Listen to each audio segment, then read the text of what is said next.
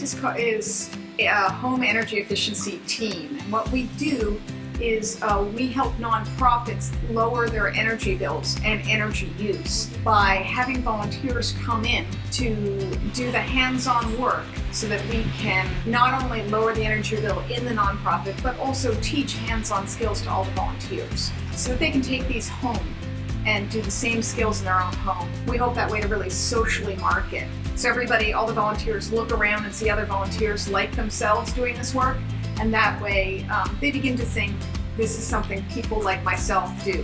So part of what we want to make sure is that when people leave this event, they feel confident to be able to go into another setting and do it themselves. In order to do that, it means they have to have actually done it. It's one thing to watch, which is important, but if you've actually done it, it means you are more likely to do it yourself.